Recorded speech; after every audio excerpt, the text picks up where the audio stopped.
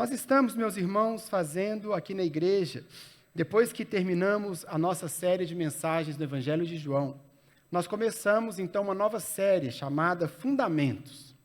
Série Fundamentos. O que significa essa série chamada Fundamentos? Essa série significa que nós estamos repassando alguns fundamentos da fé. Alguns pontos fundamentais da nossa fé, nós precisamos, de tempos em tempos, repassar por eles, conversar novamente por eles. Isso é importante para todos nós. Se você é alguém novo na fé, se você é um novo convertido, é importante você aprender os fundamentos. É importante você aprender a estrutura, você aprender as bases daquilo que nós cremos.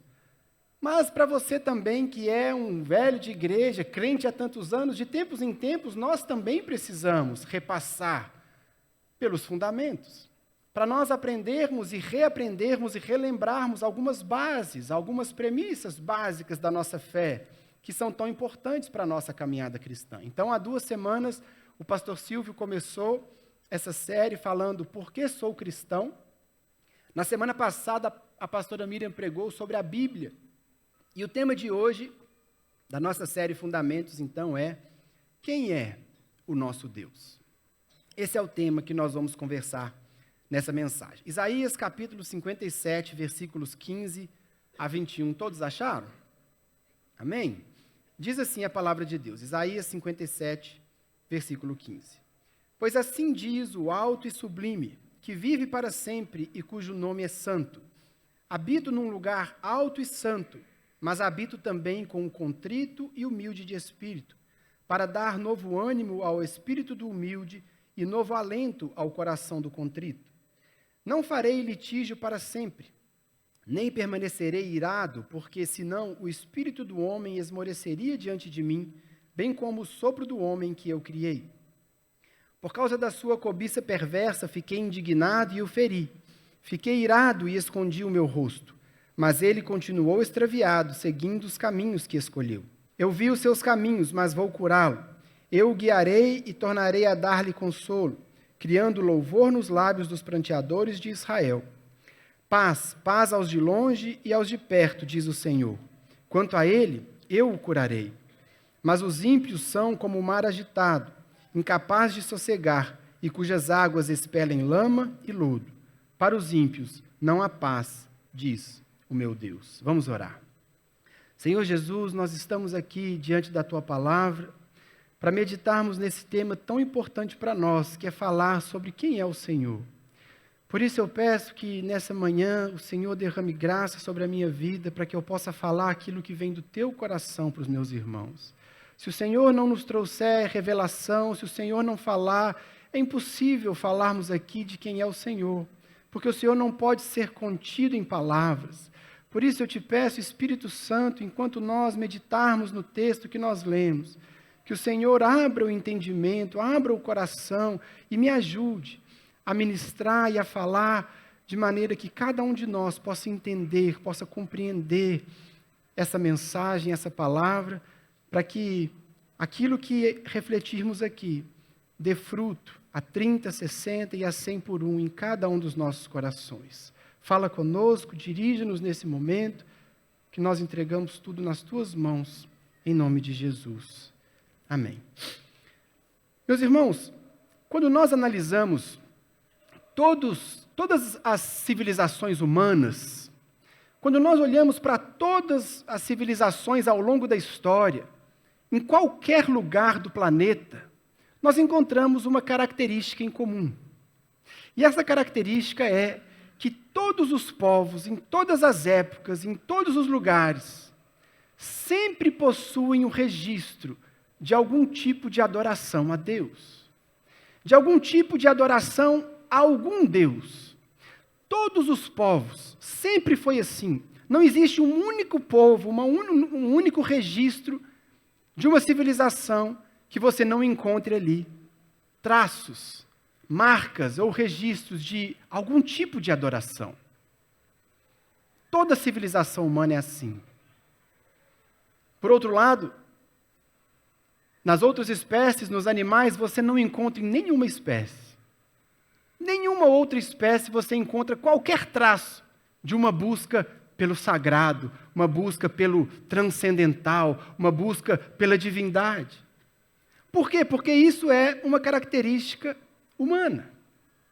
O homem possui isso como essência. A busca por Deus faz parte da natureza humana, faz parte da essência humana, buscar a Deus.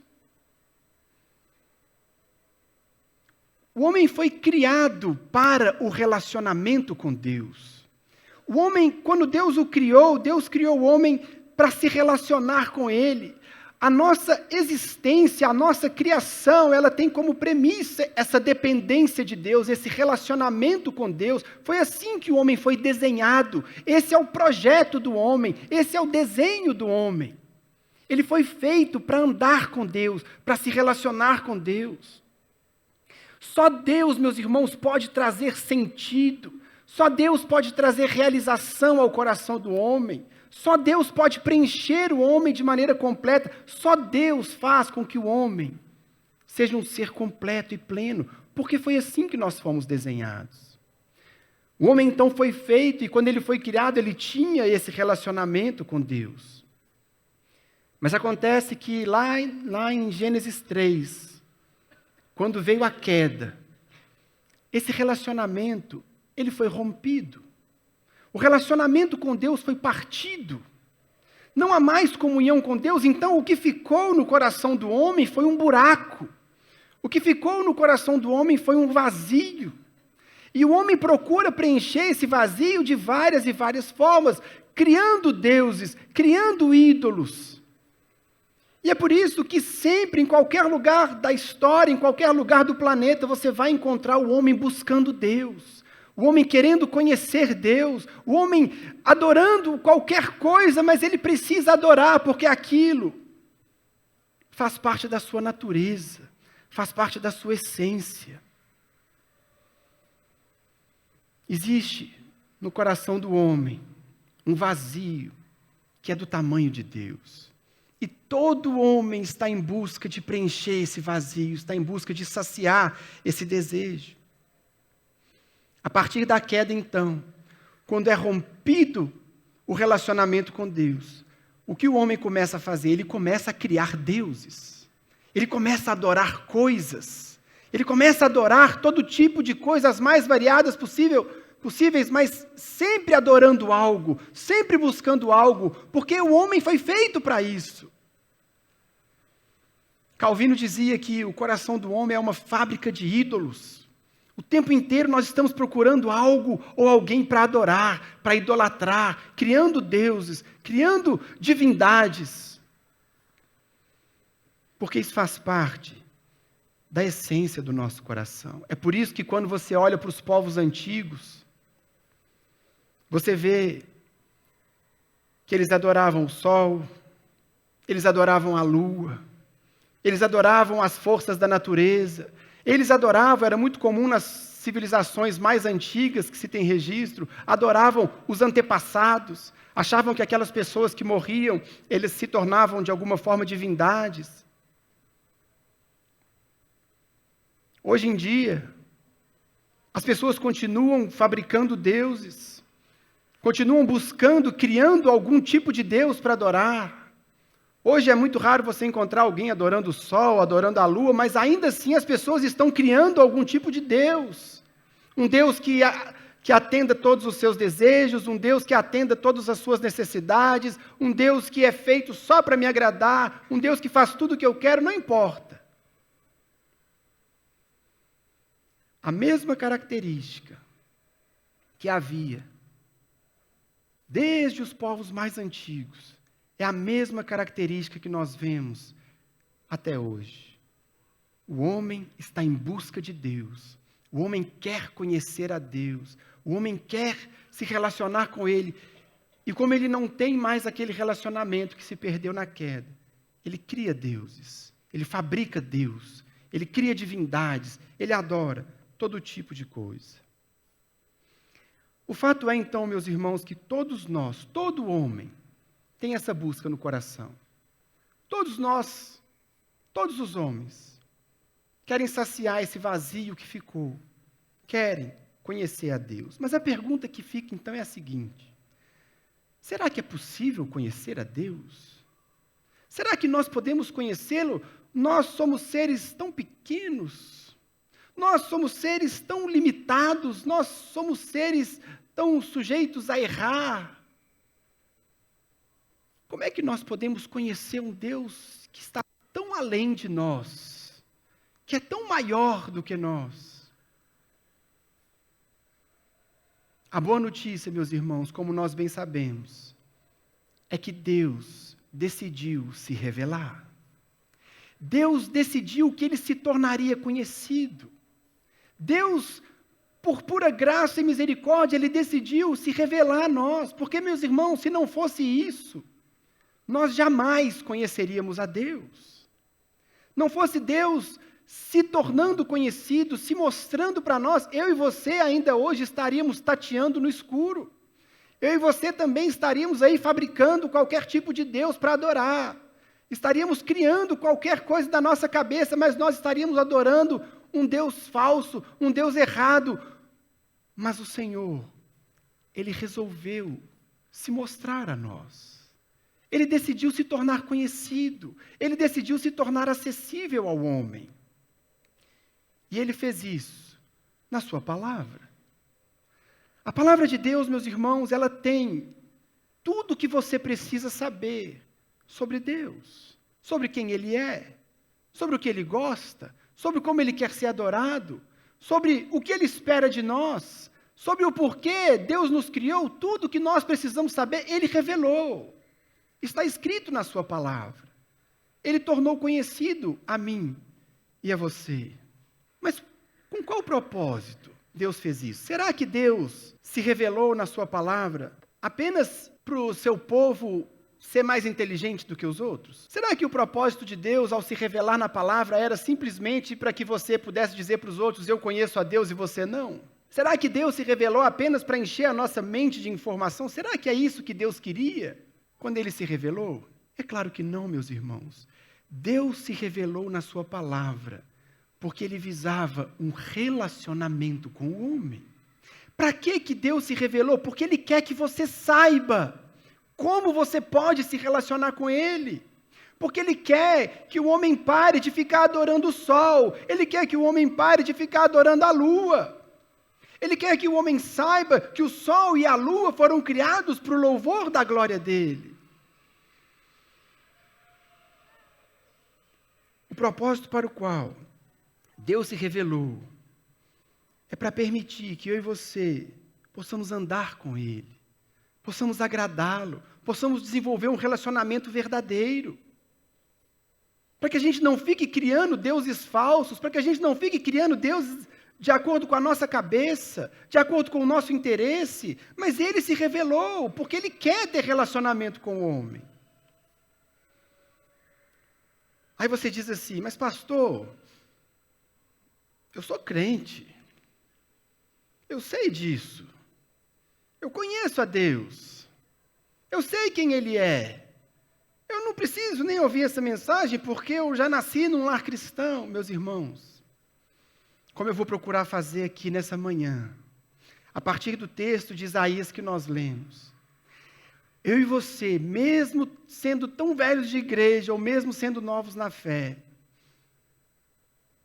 eu e você precisamos nos voltar para a palavra, meditar em textos como esse, meditar na revelação que Deus faz de si mesmo, porque muitas vezes, meus irmãos, mesmo nós, desenvolvemos um relacionamento errado com Deus, porque nós não aplicamos os princípios e as revelações da palavra. O que eu vou tentar mostrar para você é que mesmo você conhecendo Deus há tanto tempo, se nós não pararmos e dobrarmos os joelhos e meditarmos na Sagrada Escritura e procurarmos conhecer a Deus verdadeiramente de acordo com aquilo que Ele revelou, nós vamos errar. Nós vamos errar no relacionamento. Nós vamos distorcer a imagem de quem Ele é. E isso tem grandes impactos para a nossa vida e para a nossa caminhada cristã. Portanto, é isso que nós vamos fazer. Eu separei aqui esse texto de Isaías 57, podia ter separado qualquer outro, porque a Bíblia inteira está impregnada de informações sobre Deus, sobre quem Ele é, o que Ele faz, quais são seus atributos, do que Ele gosta. Mas eu separei esse texto, porque eu creio que ele tem muitos princípios, muitas características e atributos de Deus, que nós podemos meditar e aprender nessa manhã. E que Deus nos ajude, meus irmãos, a não apenas entender o que a palavra está dizendo, mas a colocar em prática. Porque à medida que nós conhecemos a Deus, à medida que nós entendemos aquilo que Ele revelou, isso precisa mudar e impactar a nossa maneira de viver. Algumas características, então, que nós aprendemos com esse texto de Isaías 57 sobre quem é o nosso Deus. A primeira característica que nós aprendemos aqui é que Deus, Ele é infinito. Deus é infinito. O primeiro versículo que nós lemos, o versículo 15, disse assim: pois assim diz o alto e sublime. A Bíblia não disse assim: assim diz aquele que é muito alto. Assim diz aquele que é muito sublime. Não. Assim diz o alto. Assim diz o sublime.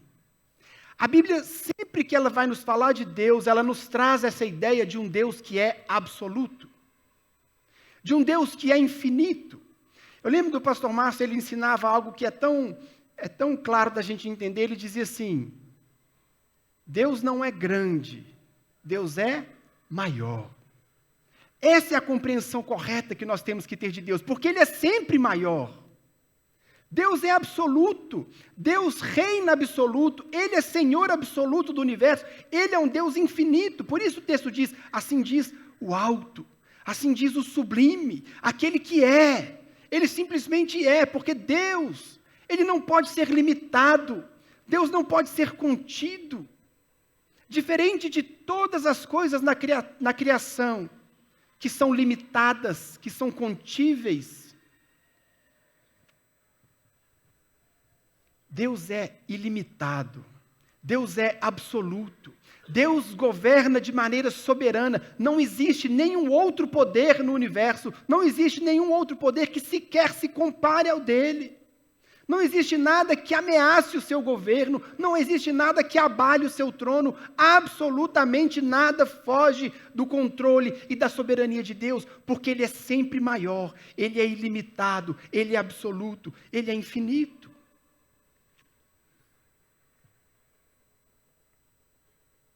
Deuteronômio capítulo 6, verso 4 diz assim: ouça, ó Israel, o Senhor, o nosso Deus, é o único Senhor. Só existe um que governa o universo, só existe um que é o Senhor sobre todas as coisas, só existe um assentado sobre o trono e o seu trono não pode ser abalado. Só há um Deus. Isso aqui, meus irmãos, para nós é algo muito natural, nós sabemos que há só um Deus. Mas quando vem essa revelação, quando Deus se revela ali para o povo de Israel como o único Senhor, aquilo foi revolucionário. As pessoas na antiguidade, elas acreditavam em deuses tribais, acreditavam em deuses regionais, acreditavam em deuses de determinados povos. Na história da Bíblia nós vemos isso constantemente. Existe um episódio, se eu não me engano, que está lá em 1 Reis capítulo 20, que o povo de Israel vence o exército da Síria e o rei da Síria então diz assim: nós perdemos porque o Deus deles é mais forte nas montanhas. O nosso Deus é mais forte nas planícies, vamos enfrentá-los nas planícies. Era essa a mentalidade. Eram deuses que brigavam. Quando acontecia uma guerra, era o Deus de lá brigando com o Deus de cá. Mas agora vem a revelação de Deus para o seu povo, e Deus diz: não existem dois, não existem deuses, existe um único Deus, Ele reina absoluto, Ele governa todo o universo. Deus é infinito. Deus não pode ser limitado. É por isso que Deus nunca permitiu que o povo fizesse imagem dele. Por que nós não podemos fazer imagem de Deus? Porque qualquer imagem de Deus que a gente faça vai limitá-lo demais. Qualquer imagem de Deus vai colocá-lo em algum limite que vai restringir quem Ele é. E isso não pode acontecer. Deus não pode ser reduzido numa imagem. Deus não pode ser reduzido sequer por palavras. Nós não conseguimos descrever quem Ele é, porque Ele vai ser sempre maior do que as nossas palavras, sempre maior do que a nossa capacidade de explicar. É por isso que quando Moisés foi enviado por Deus para libertar o povo, Moisés pergunta assim: tá bom, Senhor, mas o povo vai me perguntar, quem está te enviando? O que eu digo para eles? Aí o que Deus respondeu para Moisés? Está lá em Êxodo 3,14. Deus disse a Moisés: eu sou o que sou. É isso que você dirá aos israelitas: eu sou, me enviou a vocês. O que Deus está dizendo para Moisés? Eu sou o que sou. Não adianta você querer me descrever, Moisés, porque eu sou o que eu sou. Não adianta me colocar em palavras, não adianta tentar descrever. Você vai dizer para eles que aquele que é aquilo que ele é. Eu sou, me enviou a vocês, porque Deus não pode ser restringido em palavras. Aí, essa altura da pregação, você está pensando assim: pastor, eu sei que Deus é infinito, eu sei que Deus é absoluto, eu sei que Deus reina, eu sei que Deus governa o universo de modo absoluto e que o seu trono não pode ser abalado. Mas, irmãos, por que há então, se nós sabemos disso, por que há então que tantas vezes a gente trata o diabo como se ele fosse um Deus, só que caído? Se nós sabemos que Deus é absoluto, que Ele reina absoluto, que o seu trono não é abalado, que Ele é um Deus infinito, que Ele é sempre maior, que nada se compara a Ele em poder, em autoridade, em majestade, por que às vezes, com as nossas atitudes, a gente demonstra que o que a gente crê é que existe uma guerra do bem contra o mal, que existe uma força do mal tão forte quanto a força do bem, e essas duas forças ficam brigando, ficam duelando, ficam medindo forças.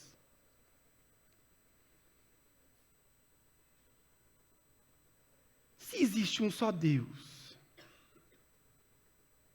não é isso que a gente crê? Quando a gente diz assim,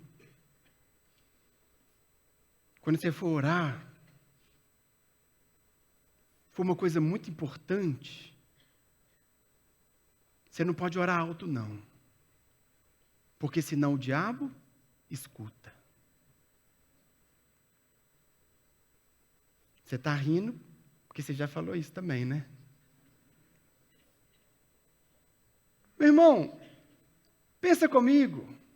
Se o diabo escutar a sua conversa, isso só faz dele um enxerido. Isso não muda nada. O que vai mudar o fato de que você está falando com Deus, aquele que é soberano, aquele que é infinito, aquele que reina absoluto, aquele cujo trono não pode ser sequer abalado? Se Deus disser que vai fazer alguma coisa na sua vida, se Deus acolheu a sua oração, se Deus falou que cuida de você, que guarda a sua vida, que protege você, o diabo pode fazer a fofoca que ele quiser com aquilo que você orou. Percebe, irmãos, que nós sabemos quem é o Senhor, mas muitas vezes nós não vivemos de acordo com aquilo que Ele é.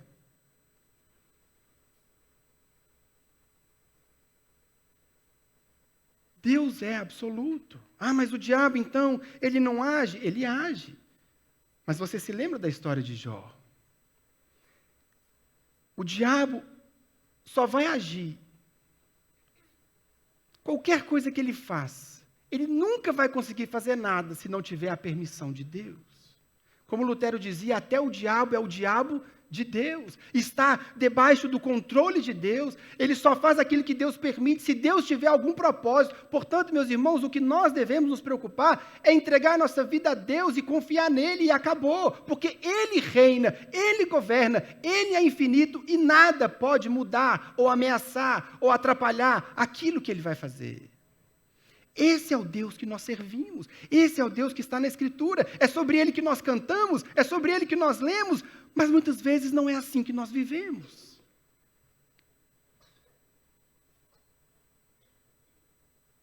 Às vezes a gente não vive de acordo com essa realidade que Deus é infinito.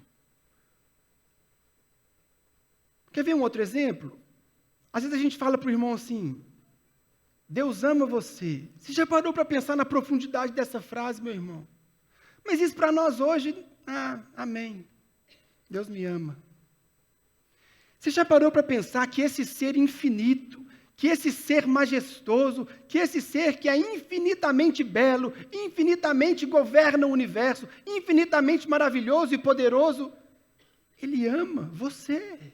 Ele escolheu amar alguém como eu e você. Irmãos, se isso não mexer no seu coração, tem alguma coisa errada. Talvez você não entendeu o tamanho que Ele tem. Você não entendeu a grandeza que Ele é. Porque Ele é infinito. E apesar de ser tão grande, Ele nos ama. Ele cuida de nós. Ele guarda a nossa vida, Ele nos protege, Ele cuida da nossa história. Meus irmãos, Deus é infinito. E eu e você precisamos viver de acordo com essa realidade. Segunda característica que o texto nos traz a respeito de Deus é que Deus é eterno. Versículo 15 ainda, pois assim diz o alto e sublime, que vive para sempre. Uma outra tradução diz, aquele que habita a eternidade. Segunda característica, então, Deus é eterno. Deus é eterno, meus irmãos, o que significa dizer que Ele não tem início e Ele não tem fim. Ele habita a eternidade, Ele vive para sempre. Diferente de toda a sua criação, que está mergulhada no tempo, que teve um início. Nós tivemos um início, nós não existimos eternamente, nós não estamos na eternidade como Deus. Ele nos criou para o tempo. Mas Deus é diferente, Deus é eterno. Para Deus, como diz Pedro lá na sua segunda carta, capítulo 3, verso 8, para Deus 1000 anos são como um dia. O que significa isso? Significa, meus irmãos, que para Deus não existe diferença entre passado, presente e futuro. Deus está fora do tempo. Deus criou o tempo. Portanto, Deus, quando Ele olha para a história, quando Deus olha para a humanidade, quando Deus olha para a nossa vida, para Ele não tem diferença Ele olhar para o passado, para o presente e para o futuro. Para Ele é uma coisa só, está tudo diante dEle. Está tudo claro diante dEle, porque Ele é eterno. O que significa, meus irmãos, para mim e para você? Isso representa segurança. Porque lá no nosso futuro, Deus já está lá.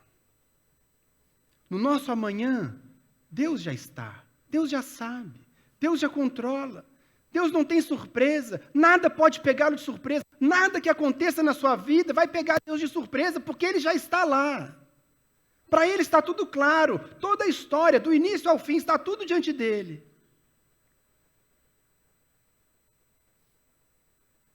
Mas se isso é verdade, meus irmãos, por que que nós andamos tão ansiosos com o dia de amanhã? Por que, meus irmãos, tem tanto crente tão angustiado, sofrendo tanto com o futuro? Se eu ficar doente, se eu perder o emprego, se acontecer isso, se acontecer aquilo. Irmãos, isso não significa que você tem que descuidar da saúde, que você tem que descuidar da sua profissão, que você não tem que estudar, nada disso. Mas significa que eu e você precisamos aprender a descansar, porque o mesmo Deus que é infinito, o mesmo Deus que nos ama, o mesmo Deus que nos guarda, aquele Deus que é o Senhor absoluto do universo, que cuida da nossa vida, Ele já está lá no nosso amanhã. Portanto, se alguma coisa acontecer comigo e com você amanhã, Deus já sabia, Deus já estava lá, Deus já estava preparando, Ele já estava cuidando, Ele já estava escrevendo a história. Porque nada foge ao controle de Deus. Não existe um evento que aconteça na sua vida que Deus vai dizer assim, puxa vida, distraí e aconteceu errado. Não imaginei que isso pudesse acontecer. Perdi o controle dessa situação. Isso nunca vai acontecer, porque Deus é infinito, Deus é soberano, Deus reina absoluto sobre o universo e Ele conhece o seu passado, o seu presente e o seu futuro. Eu e você, meus irmãos, precisamos aprender a descansar o coração no Senhor. Descansar o coração na soberania dEle. Descansar o coração nas promessas dEle, na suficiência dEle, no amor dEle. É para isso que Deus se revela a nós na Escritura, para que você aprenda a confiar, para que você saiba que você pode descansar nele, para que você saiba que Ele é digno de confiança, Ele vai cuidar de você como Ele cuida hoje, Ele vai cuidar amanhã, Ele vai cuidar de cada passo da sua história, Ele está no seu futuro, nada pode pegá-lo de surpresa. Mas você precisa alinhar a sua vida à palavra de Deus. É para isso que Deus se revelou, para permitir esse relacionamento, para permitir que você tenha uma vida alegre, cheia de significado, cheia de sentido na presença de Deus. Ele é infinito, e Ele é eterno, Ele cuida do seu futuro, seu amanhã, meu irmão, está nas mãos dEle. Nada vai pegá-lo de surpresa, mas você precisa aprender a descansar o seu coração. Essa é a segunda característica. Deus é infinito, Deus é eterno. Terceiro lugar, terceira característica que o texto nos apresenta.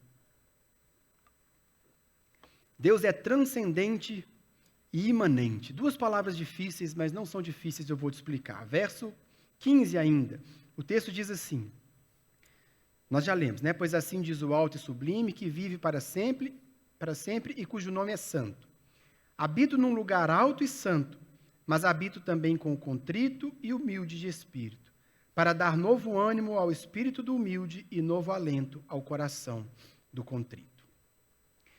Transcendente significa que Deus é o outro. Deus está além de nós. Deus não faz parte da sua criação. Deus não é um ser criado. Às vezes tem gente lá fora que diz assim, eu creio em Deus, mas eu acho que Deus é uma força da natureza. Não, Deus não é uma força da natureza, porque Deus ele está além da sua criação. Deus é transcendente, Deus é o outro, Ele está num outro nível. A existência dEle é diferente da nossa. Ele está fora, Ele está além. Ele está num nível maior, mais excelente. É isso que significa transcendente. Ele é grande, está além de nós, além da criação. Isso é transcendente. Imanente, pelo contrário, significa que Ele está tão perto. Imanente significa que Ele sustenta tudo de uma forma tão intensa e Ele está tão próximo da sua criação, que nada na sua criação acontece fora do domínio, do controle, da soberania de Deus. É isso que é a imanência. Ele está tão próximo, ele está mais próximo de você que o ar que você respira. Ele está perto, Ele sustenta a sua criação, Ele sustenta todas as coisas. É isso que o escritor aos Hebreus nos fala no capítulo 1, verso 3. O Filho é o resplendor da glória de Deus e a expressão exata do seu ser, sustentando todas as coisas por sua palavra poderosa. Ele sustenta todas as coisas na criação por sua palavra poderosa. Irmãos, o sol não nasceu hoje de manhã porque um dia Deus deu um peteleque inicial e deixou tudo rodando, não. O sol nasceu hoje de manhã, a terra está girando, as coisas estão acontecendo e tudo está funcionando bem, não é porque Deus deu corda no relógio e deixou para lá, não. Não é isso que a Bíblia nos ensina sobre Deus, porque Ele é imanente, Ele sustenta. O sol só nasceu porque Deus está sustentando, Deus está conduzindo, Deus está cuidando da sua criação, sustentando cada instante atrás de instante. O mesmo com a minha vida e com a sua vida. Você só acordou de manhã e veio para cá, meu irmão, porque Deus sustentou você. Porque Deus abençoou você, porque Deus guardou você, porque Deus te trouxe até aqui. Porque Ele nos sustenta, Ele cuida da criação, Ele nos guarda. Isso significa ser imanente. Aqui o texto nos fala dessas duas características de Deus. Ele é um Deus transcendente. Eu habito num lugar alto e santo. Irmãos, Deus habita um lugar que eu e você não podemos sequer imaginar com a nossa mente. Os céus dos céus não podem contê-lo. Ele é maior, Ele habita num lugar inacessível, Ele habita num lugar glorioso. Ele é transcendente. Mas ele também é imanente, mas habito também com o contrito e humilde de espírito, para dar novo ânimo ao espírito do humilde e novo alento ao coração do contrito. Nós não podemos esquecer nenhuma dessas duas características de Deus, porque tem gente que acha que Deus é só uma coisa ou é só a outra. Se nós tirarmos a imanência, nós temos um Deus que é apenas transcendente. Tem gente que pensa em Deus assim, não, Deus está lá no céu. Deus está preocupado com os planetas, Deus está preocupado com os grandes eventos climáticos.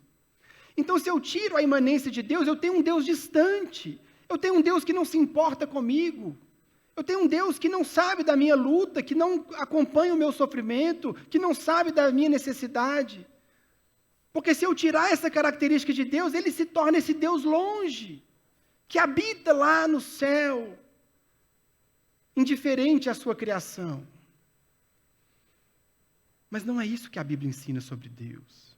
Por outro lado, tem gente que tira a transcendência e acha que Deus é só aquele que habita aqui comigo, que o único interesse dele é atender meus desejos, que a única preocupação dele é fazer minhas vontades, que a única coisa que ele se preocupa é em me satisfazer. Então ele deixa de ser o Deus do universo, um Deus que é soberano, um Deus que é tremendo e maravilhoso, e passa a ser um Deus que cabe no meu bolso. Que na hora que eu precisar, eu posso usar para atingir meus objetivos, para fazer minha vontade, para cumprir meus sonhos. Mas Deus não é nem só uma coisa, nem só a outra. Ele é um Deus que habita no alto e santo lugar, que reina o universo, que governa sobre todas as coisas, que é infinito, infinito em beleza, infinito em majestade, infinito em glória. Mas é um Deus também, meus irmãos, que decidiu vir habitar dentro do seu coração. Sabe, irmãos, quando nós nos deparamos com um texto como esse, a compreensão da transcendência e da imanência de Deus, essa compreensão, ela não coloca em foco, ela não exalta o seu valor, porque hoje as pessoas, tudo elas acham isso, Deus vem habitar comigo porque eu tenho muito valor. Não, meu irmão, o foco aqui não está no seu valor, o foco aqui não está no tanto que você é lindo ou que você é irresistível, não. O foco aqui, meus irmãos, está no quão maravilhoso Ele é, porque mesmo sendo tão sublime, mesmo sendo tão incompreensível, tão gigante, tão infinito, tão maravilhoso, Ele escolhe vir habitar no coração de homens e mulheres simples como nós. Ele escolheu vir habitar conosco, Ele escolheu caminhar conosco, Ele escolheu se preocupar conosco, a sua vida importa para Ele, o seu sofrimento importa para Ele, as suas pequenas decisões diárias importam para Ele, Ele cuida de nós nos detalhes, Ele cuida das coisas pequenas, das coisas grandes, porque Ele é assim, e isso apenas exalta a beleza desse Deus que se revela na Escritura. Tão grande que nós não podemos imaginar, mas que habita no coração do humilde e do contrito de espírito. Esse é o Deus que nós servimos, esse é o Deus que nós amamos, esse é o Deus que decidiu se revelar a nós. Quarto lugar, a quarta característica que o texto nos traz: Deus é santo, Ele é infinito, Ele é eterno, Ele é transcendente e imanente, e Ele também é santo. Verso 17, depois eu volto no 16. Verso 17, por causa da sua cobiça perversa, fiquei indignado e o feri. Fiquei irado e escondi o meu rosto. Mas ele continuou extraviado, seguindo os caminhos que escolheu. Irmãos, o que o texto está dizendo aqui é que Deus é santo. Ser santo significa, num primeiro momento, que Deus é separado. Já falamos da transcendência, Deus é o outro. A palavra santo significa separado. Mas santo, Quando nós dizemos que Deus é santo, isso significa também que Deus odeia o pecado. Deus abomina o pecado. Deus é tão puro e é tão santo, tão absolutamente santo, tão infinitamente puro, que Ele detesta, Ele fica irado, Ele abomina todo e qualquer tipo de pecado. As pessoas do mundo não conseguem entender isso. As pessoas do mundo acham que as pessoas vão para o inferno porque Deus ficou assim decepcionado. Porque Ele deu uma lista de coisas para você fazer e você não fez. Então Ele ficou muito chateado e vai mandar todo mundo para o inferno. Essa é a ideia que as pessoas têm. Por quê? Porque nós somos assim, né? Parece que, para as pessoas lá fora, parece que é como um pai que sai de casa. Sabe quando você sai, você deixa um recado lá para os filhos, né? Arruma sua cama, dá comida para o cachorro, toma banho. Aí na hora que você volta, o que aconteceu? Nada. Não aconteceu nada. E aí a gente fica zangado e vai e põe de castigo. As pessoas acham que o relacionamento com Deus é assim. Deus deu uma lista de coisas, mas quando Ele voltou, Ele falou, você não fez. Eu disse que não podia e você fez o que eu disse que não podia. Vai ficar de castigo. É assim que as pessoas imaginam. Irmãos, não é assim que Deus vê o pecado. O pecado não é uma listinha que Deus ficou tristinho porque você descumpriu. O pecado é algo que afronta o caráter de Deus. O pecado é algo que afronta a santidade de Deus. Por isso Deus fica irado, Deus odeia, Deus abomina todo e qualquer tipo de pecado. Não é possível estar na presença dele alguém que cometeu o menor, o mais simples de qualquer pecado, porque ele é infinitamente santo, infinitamente puro. Não fosse o sacrifício de Cristo por nós, irmãos, nenhum de nós escaparia. Porque Deus abomina o pecado. Nós também, às vezes, confundimos um pouco isso. Porque, às vezes, a gente acha que Deus só odeia o pecadão. Porque tem pecadinho e pecadão, né, gente? Vamos combinar, né? Tem o pecadão, né? Um terrorista, né? Um serial killer. Esse é o pecadão, né? Isso aí Deus odeia. Agora, aquele pecadinho que a gente guarda, que a gente cuida, que a gente gosta, que a gente alimenta. Aquele é pecadinho. Deus entende. Deus sabe. Só isso aqui? O que tem? Que mal que faz? É um pecadinho. Irmãos, lá no fundo do nosso coração, sejamos sinceros. O que a gente pensa? Deus sabe que é difícil para mim. Deus vai me entender. Ele sabe quando eu faço isso. Ele sabe. Ele sabe que para mim é tão difícil, eu tenho certeza que Ele vai entender. Não vai, meus irmãos, porque eu e você precisamos entender. Lembre que eu falei na abertura dessa mensagem, Deus está se revelando a nós, para que nós possamos conhecê-lo, para que o relacionamento com Ele seja um relacionamento verdadeiro. Deus odeia o pecado. É por isso que Ele está dizendo aqui no versículo 17, eu fiquei indignado, eu fiquei irado, porque Ele odeia todo e qualquer tipo de pecado. Por que o crente tem que viver em santidade? Por que a palavra diz, sejam santos, porque eu sou santo? Porque Deus odeia o pecado. E Ele habita dentro do seu coração. E porque um dia você entregou a sua vida a Ele. Você colocou a sua vida nas mãos dEle, você se entregou para Ele. Você tem que fugir do pecado, porque Deus odeia o pecado. É só por isso. Ele não entende, nada.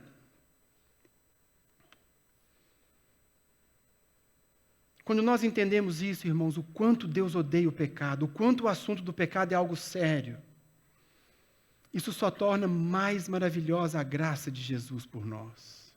Isso só torna ainda mais gloriosa a cruz de Cristo, Porque, meus irmãos, Cristo se colocou entre a ira de Deus e nós.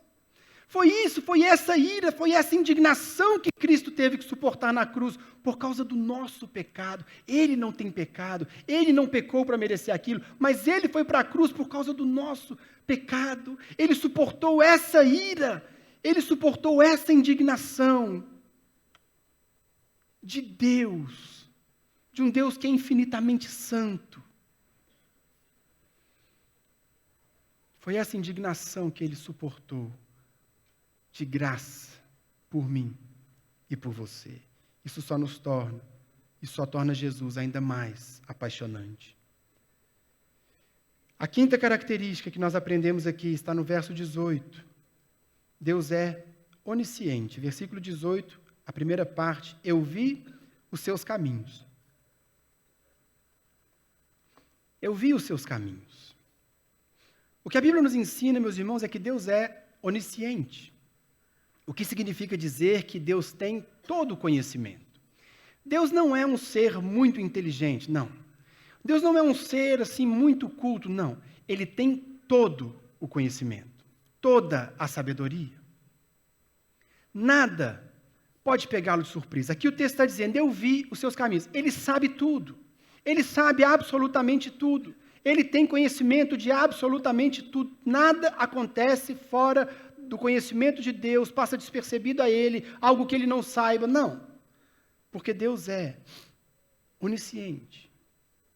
Ele sabe todas as coisas. O curioso é ver a dificuldade que nós, povo de Deus, temos de buscar a direção de Deus para tomar decisões na nossa vida. O impressionante, irmãos, é a capacidade que nós temos de conduzir a nossa semana de segunda a sexta, o nosso trabalho, a nossa família, as nossas grandes decisões, tudo que a gente tem que fazer, a nossa capacidade de fazer isso sozinho. A gente deve ser muito inteligente mesmo. A gente deve ser muito sábio, porque a gente não consulta a Deus, a gente não pergunta a Ele. Ah, não, mas a gente ora, né, irmãos? A gente ora. Mas como é que a gente ora? A gente ora assim. Talvez seja só eu. Aí você pula essa parte. Mas se for você também, então fica o recado. A gente ora assim. Senhor, esse é meu plano. Eu vou fazer assim, depois vou fazer assim, depois é dessa forma. Essa é a melhor estratégia, esse é o melhor caminho, e no final vai dar tudo certo dessa maneira. E eu peço que o Senhor abençoe. Não é assim que a gente ora, irmãos? Irmãos,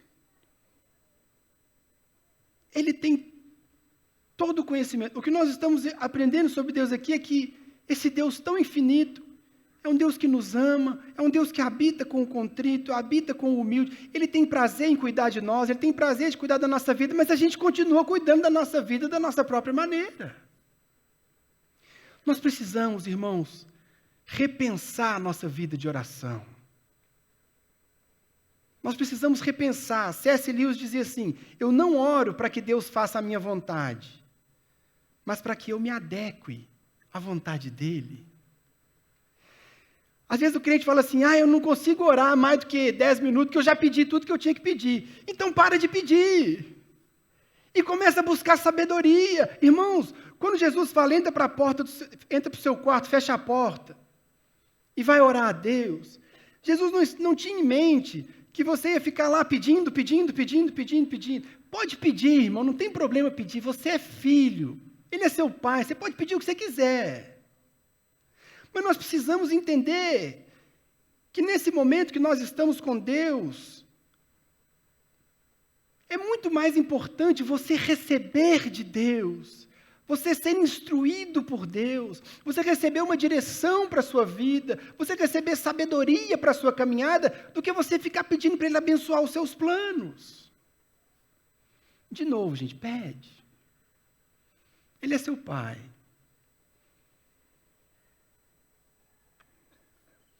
Mas, meus irmãos, o que vai fazer a diferença na nossa vida, Paulo explica isso lá em Romanos 12. A vontade de Deus é boa, perfeita e agradável. Por que a gente insiste na nossa? Por que a gente insiste do nosso jeito? Saber que Deus é onisciente, meus irmãos, significa que eu posso confiar na sua palavra e descansar na sua vontade. Se Deus é onisciente, meus irmãos, e Ele é onisciente, é mais seguro eu andar de acordo com esse livro do que eu andar de acordo com meus próprios caminhos. Eu posso confiar no que está aqui. Eu posso empenhar a minha vida e viver de acordo com a palavra, porque aqui está a sabedoria para a minha vida. E eu posso descansar na vontade de Deus para mim. Irmãos, Deus está cuidando de você. Deus está cuidando da sua história. Ele sabe o que é melhor para você. Ele sabe por qual caminho vai conduzir a sua vida. Você precisa descansar. Certa vez um homem de Deus disse assim: se Deus me desse todo o seu poder, eu faria tudo diferente. Mas se Ele me desse também todo o seu conhecimento, eu faria tudo exatamente igual. Descansa, meu irmão. Ele não vai te dar nem o poder e nem todo o conhecimento dele. Cabe a você confiar na onisciência e na soberania de Deus. Sexto lugar, que o texto nos ensina: Deus é misericordioso e bom. Verso 16, depois nós voltamos para a outra parte do verso 18. Verso 16: não farei litígio para sempre, nem permanecerei irado, porque senão o espírito do homem esmoreceria diante de mim, bem como o sopro do homem que eu criei. Verso 18: eu vi os seus caminhos, mas vou curá-lo. Eu o guiarei e tornarei a dar-lhe consolo. Verso 19 também: criando louvor nos lábios dos pranteadores de Israel. Paz, paz aos de longe e aos de perto, diz o Senhor. Quanto a ele, eu o curarei. O que o texto está nos dizendo aqui, verso 18? Eu vi os seus caminhos e os destruí instantaneamente. Foi isso que ele fez conosco? Não. Eu vi os seus caminhos, mas vou curá-lo. Meus irmãos, o nosso Deus, o Deus que se revela na Escritura a nós, Ele é bom, Ele é misericordioso, Ele é amoroso, Ele é perdoador. Nós podemos definir a misericórdia de Deus como a bondade ou o amor de Deus demonstrado para com aqueles que se acham em miséria ou desgraça, independente dos seus méritos. Quando Deus olhou para nós, meus irmãos, Ele não viu mérito algum, mas Ele teve compaixão de nós, porque é assim que Ele é. Irmãos, os povos antigos, eles adoravam as divindades, os deuses. Quando você vê os registros mais antigos, o homem eram seres criados para servir os deuses. Por isso que os homens sempre tinham que fazer oferendas, tinham que fazer sacrifícios, tinham que ser punidos de alguma forma, porque eles tinham que aplacar a ira dos deuses. Senão os deuses puniam com tempestades, puniam com pragas, eles tinham que estar sempre aplacando a ira dos deuses. Mas a revelação que vem do Senhor, do Criador do universo, é que Ele não é assim. Ele é amoroso, Ele quer o nosso bem, Ele quer o melhor para nós, Ele nos ama, Ele escolheu nos amar. É engraçado que nós cantamos sobre a misericórdia de Deus, nós cantamos sobre o amor de Deus, nós cantamos sobre a bondade de Deus, mas nós não vivemos como se isso fosse uma realidade. Muitas vezes, irmãos, nós vivemos como se Deus fosse um chefe mal-humorado, escondido atrás da porta, só esperando a gente errar. Só esperando a gente deslizar, porque na hora que a gente deslizar, Ele vem e me pune. É assim que a gente se relaciona com Ele. Mas não é esse Deus que se revela na Escritura. O Deus que se revela na Escritura, Ele é bom. Ele nos ama. E ainda que Ele precise disciplinar você, isso é para o seu bem, é para o seu crescimento.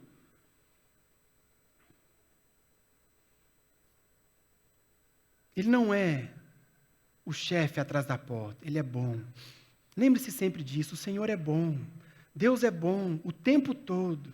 O tempo todo, Deus é bom. Quando você estiver passando um momento difícil, lembre-se disso, Deus é bom. Ele sabe o que eu preciso. Ele sabe, Ele se compadece, Ele é misericordioso, Ele é imanente, Ele habita comigo, Ele sabe o que eu preciso. E Ele é sempre bom. Tudo que Ele faz é bom. Tudo que Ele faz é com misericórdia, é com graça, é com amor. E nós precisamos, mais uma vez, aprender a confiar. Sétimo e penúltimo lugar. A sétima característica que nós vemos aqui: Deus é justo.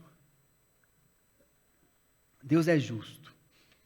Versos 20 e 21. Mas os ímpios são como o mar agitado, incapaz de sossegar, e cujas águas expelem lama e lodo. Para os ímpios não há paz, diz o meu Deus. Deus é justo, meus irmãos.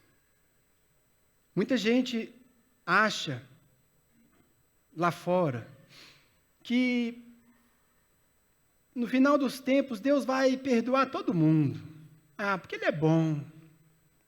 Ele vai perdoar, Ele vai falar, quer saber de uma coisa? Vem para cá todo mundo, está tudo bem, não tem problema não. Mas se esquecem, meus irmãos, que um dos atributos de Deus é que Ele é justo. E o fato de Deus ser justo significa que o pecado tem que ser punido. Tem que haver punição para o pecado, porque se Deus não pune o pecado, Ele não seria justo. Ele não pode simplesmente ignorar o fato de que nós pecamos.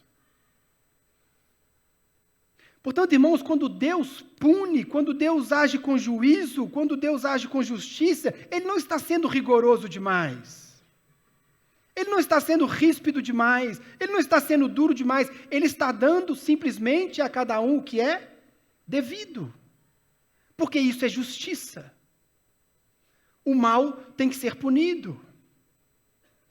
É engraçado que a nossa sociedade inverte tanto as coisas, coloca o foco tanto em nós, que as pessoas perguntam assim: como pode Deus ser bom num mundo em que há tanto sofrimento? A gente já viu pessoas perguntando isso. Como é que pode Deus ser bom se há tanto sofrimento no mundo? Mas essa não é a pergunta, irmãos. A pergunta é: como pode Deus ainda amar o homem, mesmo diante de tanto pecado, mesmo diante de tanta rebeldia, mesmo diante de tanta desobediência? Porque o sofrimento que nós vemos hoje no mundo é consequência das nossas ações. É o que nós merecemos por direito. Porque se nós, meus irmãos, tivéssemos apenas sofrimento, apenas problemas, apenas desastres, apenas catástrofes, isso seria justo. Como pode Deus ainda amar um homem tão pecador, tão desobediente?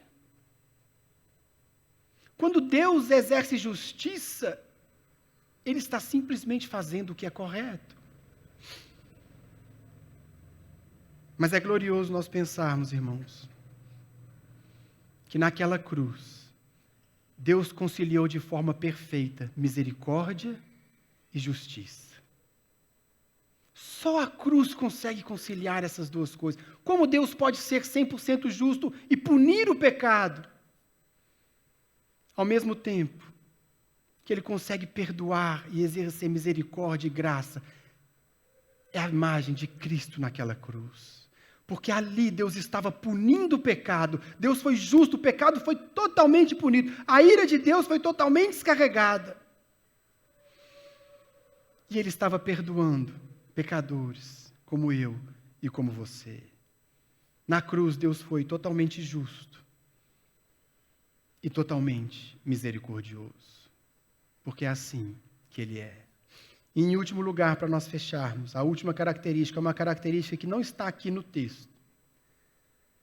É a característica que Deus é triuno. É uma característica, irmãos, que na verdade você não vai encontrar essa palavra, trino ou triuno, em lugar nenhum da Bíblia.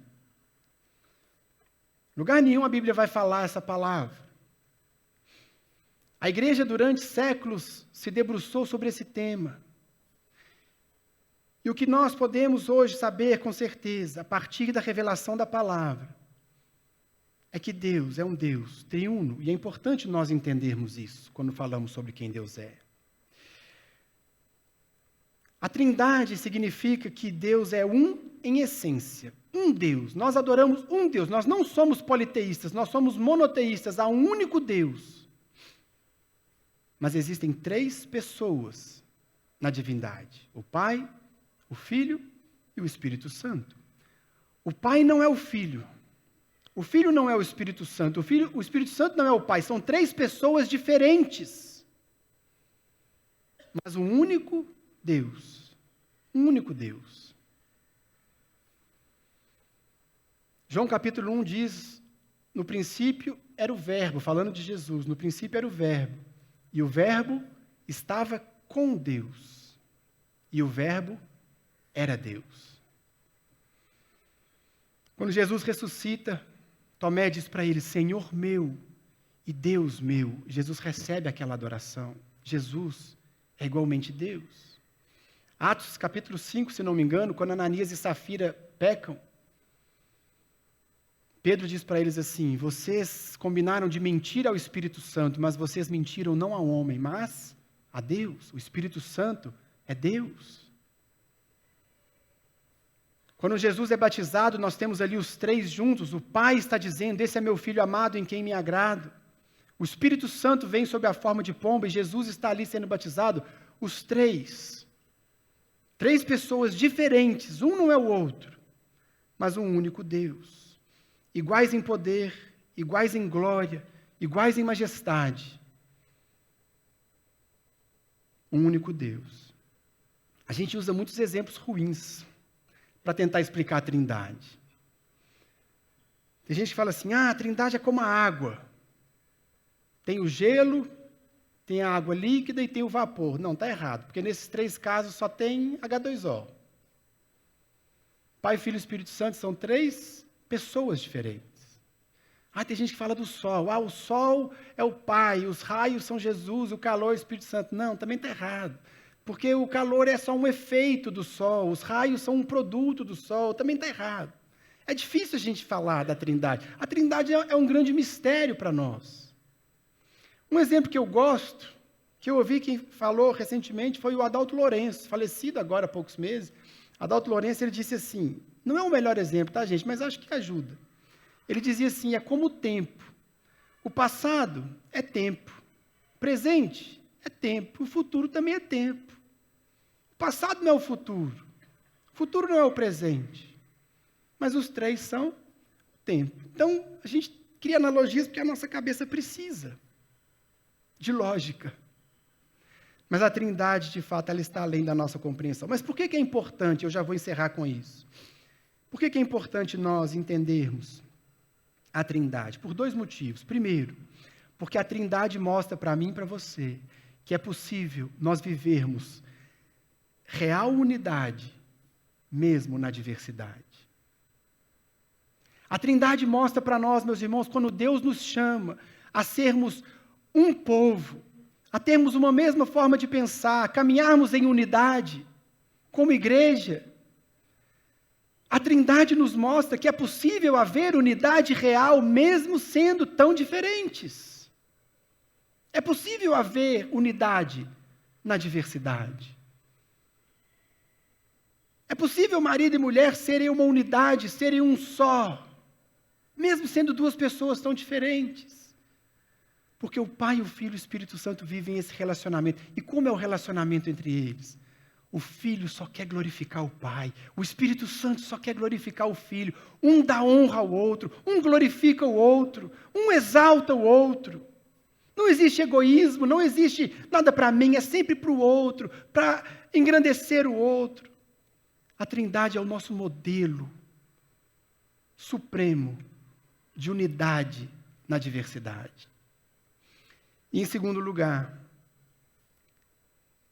entender a Trindade é importante para nós entendermos que o amor, ele não foi criado, ele existe desde todos os tempos.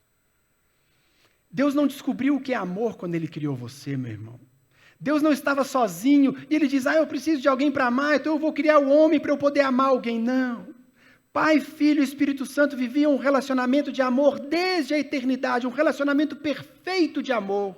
Não precisavam de nós, não precisavam de mais nada, mas eles nos criaram para nos dar a oportunidade de conhecer e desfrutar esse amor. Deus não precisava de nós, mas nós temos esse privilégio de conhecer e experimentar o amor de Deus. Irmãos, me faltaria aqui tempo para falar sobre muitas e muitas outras características e atributos de Deus. Mas eu creio que a partir desse texto nós conseguimos aprender e absorver muitas coisas sobre Ele, que tem o poder de mudar a nossa caminhada cristã. Vou repetir o que eu falei lá no começo. Eu e você precisamos conhecer o texto, conhecer a palavra, porque isso vai permitir o nosso relacionamento com o nosso Deus. Para a gente fechar, 2 aplicações bem rápidas. Em primeiro lugar, conhecer a Deus é o que nós faremos durante toda a eternidade. João 17,13, essa é a vida eterna, Jesus está dizendo, essa é a vida eterna, que te conheçam, o único Deus verdadeiro e a Jesus Cristo, a quem enviaste. Irmãos, nós vamos passar a eternidade conhecendo a Deus mais um pouquinho. No dia seguinte, a gente vai conhecer Ele um pouquinho mais. E nós vamos ver que Ele é mais lindo do que a gente achava. E no outro dia, a gente vai conhecer e a gente vai ficar ainda mais maravilhado, porque Ele é mais incrível do que a gente achava. E será assim eternamente. Mas o ponto é, isso começa hoje. Deus está se revelando a nós hoje. Ele quer que a sua jornada de conhecimento de Deus comece hoje. Você pode mergulhar na palavra dele e dobrar o seu joelho em oração e iniciar essa que é a mais fascinante e maravilhosa aventura humana, que é a aventura de conhecer a Deus. Faça isso. Empenhe a sua vida nisso. Busque a Deus, procure conhecê-lo. E Ele vai se revelar a você diariamente. Em segundo lugar, para a gente fechar, a maior revelação de Deus acontece na pessoa de Jesus Cristo. Se você quer conhecer a Deus plenamente, meu irmão, procure conhecer Jesus. Deus se fez homem. Deus se tornou acessível, Deus se tornou tocável, Deus se tornou acessível para nós, para que nós possamos conhecê-lo verdadeiramente. Portanto, em Jesus você pode saber e conhecer plenamente quem Deus é, o que Ele pensa, o que Ele gosta, o que o deixa irritado, o que o deixa feliz, o que o faz rir. Tudo você encontra em Jesus. Mergulhe sua vida no conhecimento de quem é Jesus. E eu garanto para você que a sua vida nunca mais será a mesma.